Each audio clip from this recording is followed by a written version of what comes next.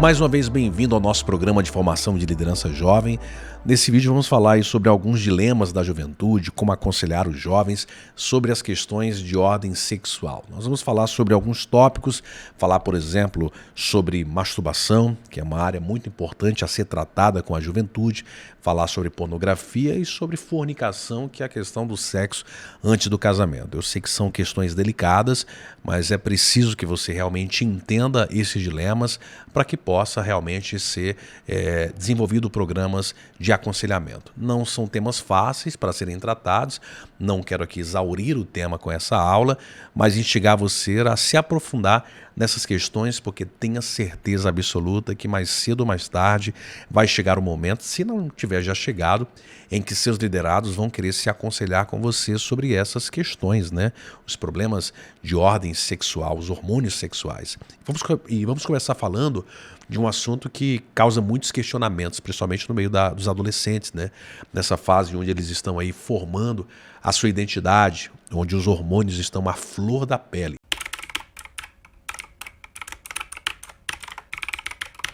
E aí vem sempre aquela perguntinha básica, né, para o líder: é pecado se masturbar? E antes de responder a você se é pecado, se não é pecado se masturbar, a pergunta é: você sabe o que é se masturbar? Eu não estou perguntando se você sabe o que é o ato em si, mas o que a palavra masturbação significa, eu vou falar para você. Masturbar significa provocar com a mão ou com objetos o prazer sexual em si ou em outra pessoa. E a origem dessa palavra masturbação, ela é uma combinação de duas palavras, manos, né, que é mãos, e estuprar, ou seja, desonrar, profanar. Então, masturbar significa desonrar com a mão. E por que esse assunto da masturbação ele interessa tanto a Deus, né? Não é porque envolve sua genitália, mas é porque também isso tem a ver com o coração do seu liderado. Deus se preocupa com o coração dos seus filhos. Um adolescente, por exemplo, que se masturba, ele não faz isso lendo um livro de física da escola, nem com a Bíblia na mão. Ele alimenta esse pecado da pornografia, ou melhor, da masturbação com a pornografia. E aí aquela velha história, né? Um abismo vai chamando o outro abismo. Mesmo que o ato da masturbação ele comece de uma forma inocente, mas a verdade é que com o decorrer do tempo isso vai envolvendo outros desejos, outras fantasias sexuais. O garoto se masturba muitas vezes ou vendo pornografia ou pensando na garota, às vezes a garota lá da igreja, a garota da escola. Então o grande problema da masturbação é que ela corrompe o padrão sexual natural de Deus, ou seja, ela condiciona o cérebro da pessoa a ter um prazer individual e não ter um prazer mútuo, ou seja, um prazer entre duas pessoas como Deus planejou, né? O melhor do sexo, né? Foi Deus que criou o sexo? Sim, foi Deus que criou o sexo, não foi o diabo. Os hormônios sexuais foi Deus quem colocou no homem e na mulher. O pecado não é o desejo em si, o pecado é para onde esse desejo está sendo canalizado. Então, em linhas gerais, qual é a maneira para vencer a masturbação? Salmo 119, o salmista faz uma pergunta: como é que o jovem vai manter pura a sua conduta? A resposta vem logo a seguir: observando conforme a tua palavra, com todo o meu coração te busquei, não me deixe desviar o que é dos teus mandamentos, escondi a tua palavra no meu coração, para que eu não venha pecar contra ti. Então, o segredo, queridos, é esse, é buscar ao Senhor com todo o coração, é guardar a sua palavra. E Deus é tão perfeito, mas tão perfeito, que ele inclusive ele proporciona escapes, né, nessa área, na área sexual. Quando, por exemplo, o reservatório do organismo está cheio, de repente ele é liberado enquanto aquele adolescente está dormindo, né? Ele tem uma poluição noturna, como a gente chama, uma ejaculação involuntária. Então oriente seus adolescentes, seus jovens a fugirem da masturbação. E como é que eles vão fazer isso? Eles têm que ocupar o tempo deles com outras coisas, gastar as energias com atividades físicas, terem também, preferencialmente, alguém para compartilhar, em que eles possam compartilhar as lutas deles, seja nessa ou em outras áreas. Eu conheço um jovem que foi líder, inclusive, líder de jovens, estava aprisionado na masturbação, mas não era uma coisa de uma vez ou outra. Ele era viciado, indo para o banheiro toda hora, colocava vídeos pornôs no celular, era um líder de jovens. Eu aconselhei ele várias vezes e ele sempre disse que orava, mas que não conseguia se libertar, que era uma guerra travada, não conseguia sair daquela luta, né? E ele foi esfriando espiritualmente, largou a liderança de jovens, foi deixando de vir para a igreja, enfim, se tornou vulnerável. E aí um belo dia foi lá, conheci uma moça que não era mais virgem e naquele momento quente, né, dos dois ali, ele acabou também tendo uma relação sexual com aquela moça, desviou da igreja, depois voltou, enfim. E onde é que isso começou? Começou justamente no problema da masturbação. Então, tenha muito cuidado com isso.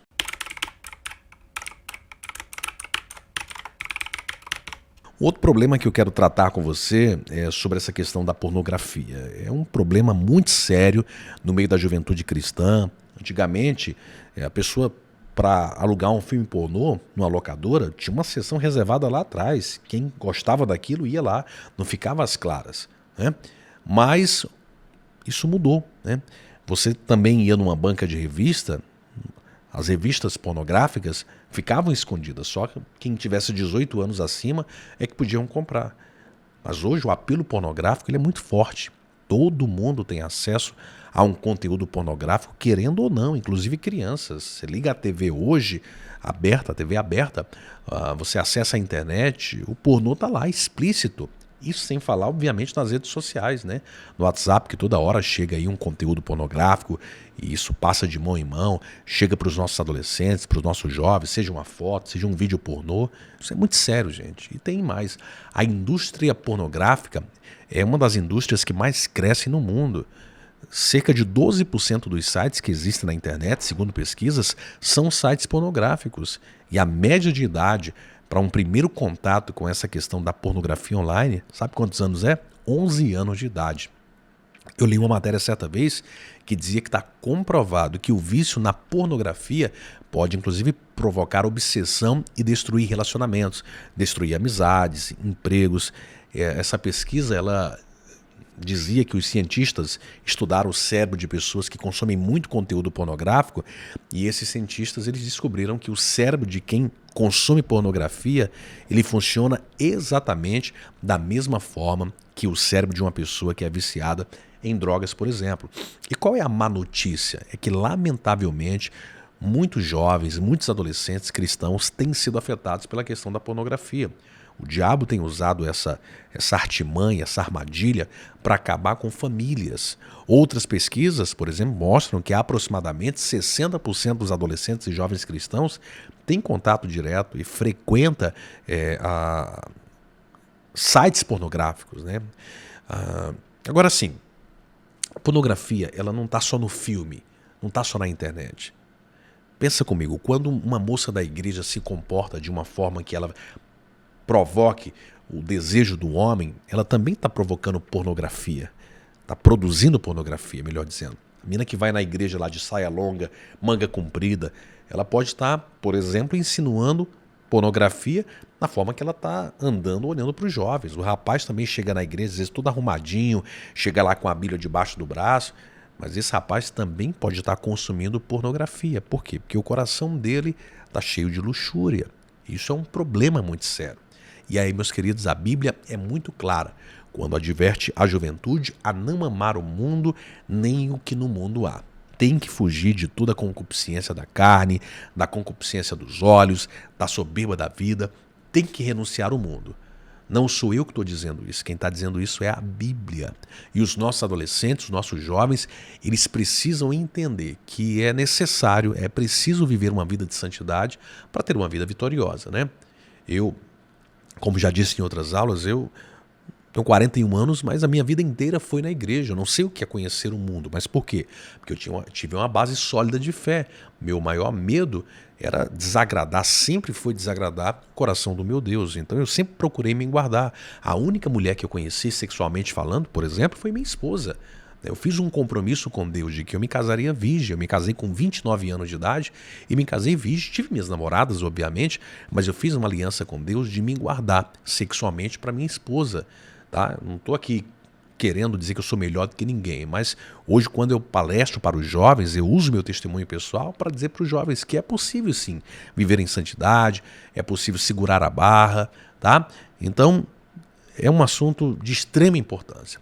Mas beleza, e o que fazer para ajudar um liderado que está aí, de repente, viciado nessa questão da pornografia, né?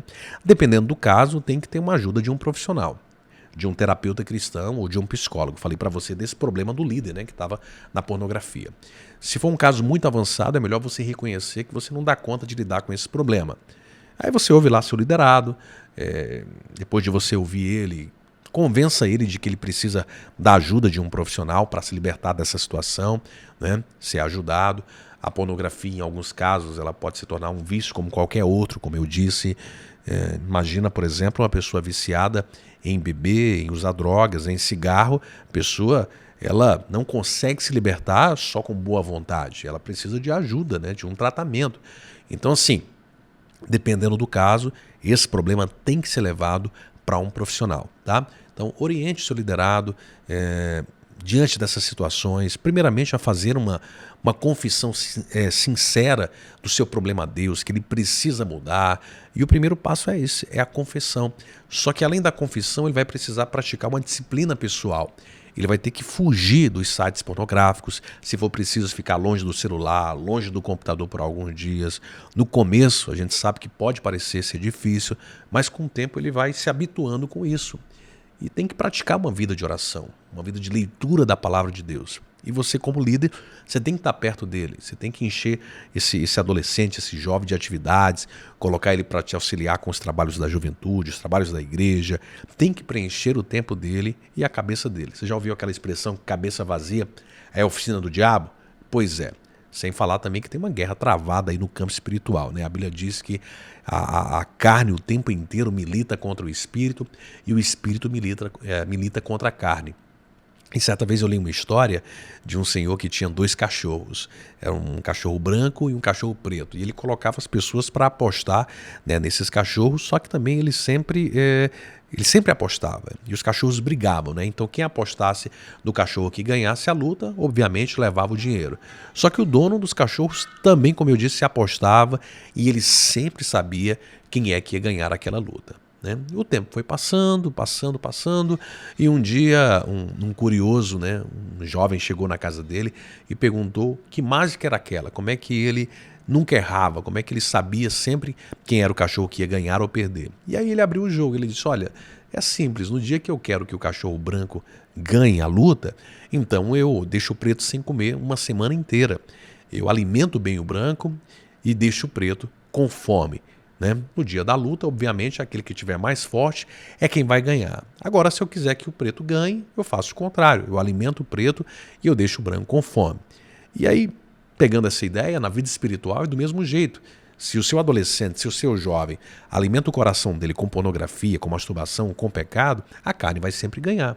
Mas se ele alimenta o coração com as coisas do céu, com a oração, com a busca incessante pela palavra de Deus, é o Espírito quem ganha essa guerra. Tá bom? Então, conta essa historinha para o teu adolescente, né? Essa história dos cachorros, para que ele alimente a vida dele com a palavra de Deus, é a palavra de Deus que transforma. E por fim, né, encerrar aqui esse assunto, não deixe de promover palestras de conscientização com os pais, mostrando os perigos da pornografia. Eles também precisam saber como identificar quando os filhos passam por esses problemas, né? Estão sendo escravizados pela pornografia. Um jovem que passa, por exemplo, horas com a porta trancada, que não deixa ninguém ver o celular, essa jovem ou esse jovem pode estar viciado em pornografia. Então é uma missão conjunta. Você ajuda, mas o trabalho tem que começar em casa. Os pais precisam estar ligados, tá bom? E vou falar sobre um último tópico, né, dessa aula, que é a questão da fornicação também, o que a gente chama aí de o sexo, né, fora do casamento.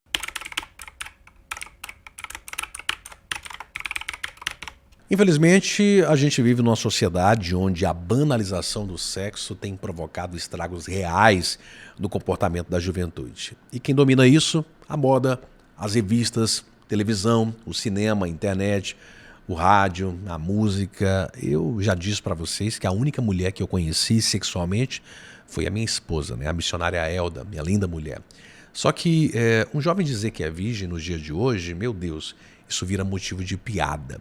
Vamos ser sinceros. Tem culpa nossa também como liderança nessa história, viu?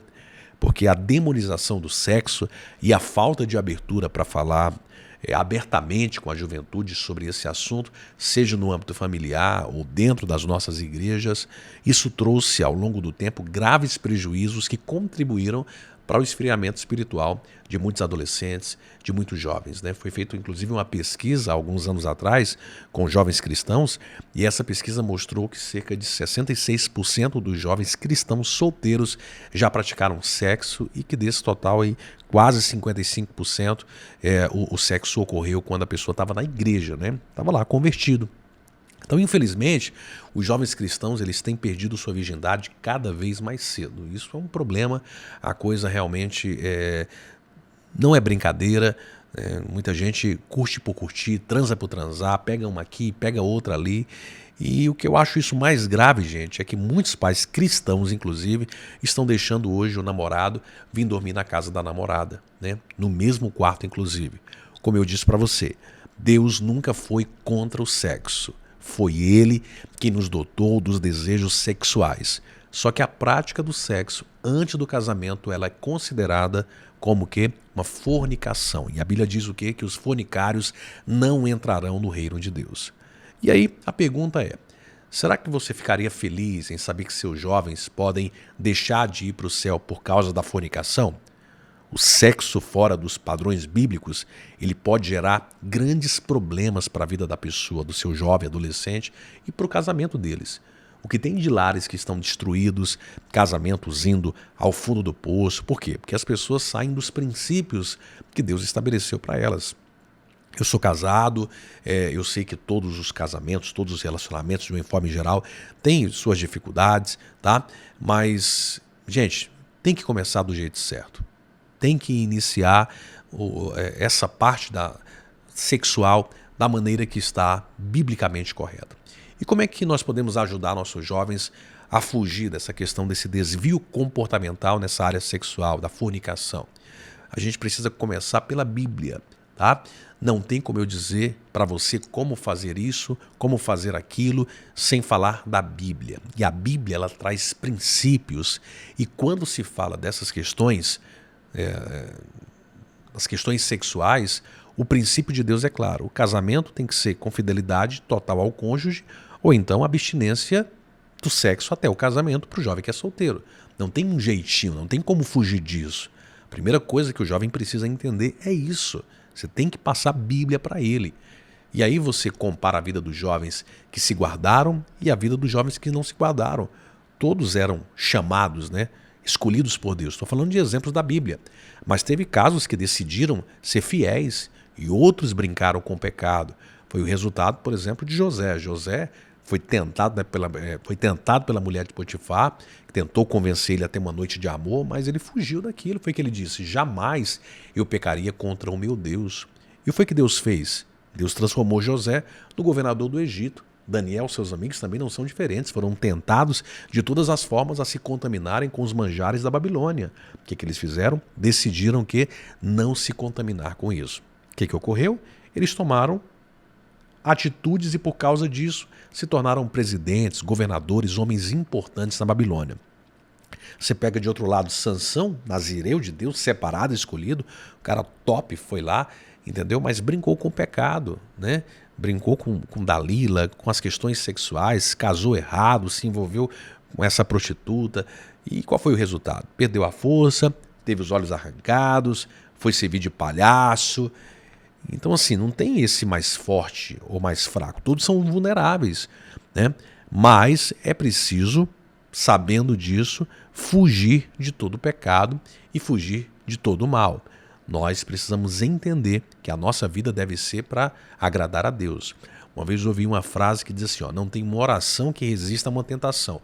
Isso parece a princípio heresia, mas assim, só para você entender, imagine um jovem que goste muito de orar, que tem uma vida de intimidade com o Senhor, de relacionamento, mas de repente esse jovem vai e resolve ficar sozinho, às escuras, num quartinho, lá com a sua namorada, num local que ele sabe que não vai vir ninguém, só os dois ali. Gente, Vai pegar fogo, não tem jeito, não vai prestar essa situação. Ele pode orar o tanto que for, mas se ele não vigiar, não vai adiantar de nada a oração dele. Então a receita é simples, tem que fugir da tentação, fugir da aparência do mal. Não pode esperar a casa primeiro pegar fogo para correr dela, tá bom? Tem indício de fumaça? Opa, corre dali. Não espera para ver o que vai acontecer, porque o problema realmente pode ser muito sério. E muitos jovens se acham valentes, acham que são fortes, acham que sabem lidar com essa questão da tentação. Tem gente que parece que quer chamar o diabo para briga, né, gente?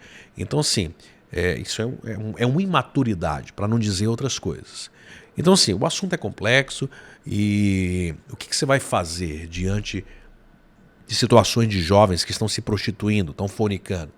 Eu já disse que primeiramente tem que entender o princípio, né? Ou casa ou se abstém do sexo.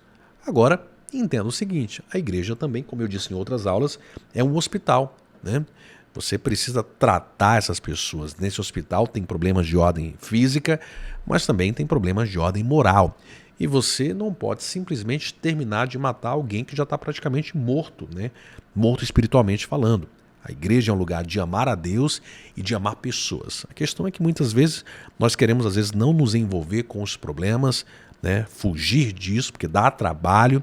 É mais fácil, às vezes, você simplesmente disciplinar um jovem que está em pecado, excluir ele do grupo da igreja, do que lidar com um problema de frente, né? Gastar tempo para discipular ele, para mentorear, para ajudar, para orar por aquele jovem, né? Virou um escândalo, tem que tratar, beleza? Trata, disciplina, leva para o pastor, mas tem que amar, tem que fazer isso sem julgamentos, né? Cuidar de todas essas formas para que a gente tenha uma juventude sadia, tá bom? E a partir disso você possa construir uma identidade de santidade na vida do seu jovem. Muitas vezes, às vezes você tem um jovem problemático, mas é melhor você ter esse jovem problemático dentro da casa do Senhor, sabendo que você pode cuidar desse jovem, desse adolescente, tentar melhorar o caráter dele, do que simplesmente você abandonar, jogar ele para o mundo, se tornar indiferente com ele, não presta para o nosso grupo, isolar ele de tudo, isolar ele das pessoas. Não é assim que se faz. Você tem que entender que Deus colocou uma missão. Você não pode entregar esse jovem de bandeja para o diabo. Ele precisa ser um diamante que você vai lapidar, tá bom? Se o jovem tem essa base, se o jovem entende a palavra, se o jovem tem suas raízes fincadas na igreja, ele pode até sair da igreja, pode até desviar um tempo, mas a probabilidade dele voltar é grande. Por quê? Porque mesmo ele deslizando no pecado, o Espírito Santo todo dia está lá, convencendo ele do pecado, dizendo, olha, sai disso aí, isso não é para você, volta para a igreja. E você tem que estar pronto, inclusive, para receber esse adolescente, esse jovem. Agora, obviamente, a gente sabe que tem gente que é difícil, né? É difícil de tratar, está com a mente cauterizada, às vezes não quer sair do pecado, e aí você não vai também morrer por causa dessa pessoa. Ora por ela, apresenta a verdade, apresenta a palavra para ela, mostra para ela o que o pecado pode fazer na vida dela, matando os seus sonhos, matando a sua esperança, que está jogando ele no lamaçal. Mas não deixe de amar, independentemente da situação, não deixe de amar essa pessoa, lute por cada um desses jovens, porque lá na frente você vai ver os resultados e vai ver o quanto valeu a pena, tá bom? Gente, por hoje é só e até a nossa próxima aula, se assim Deus quiser.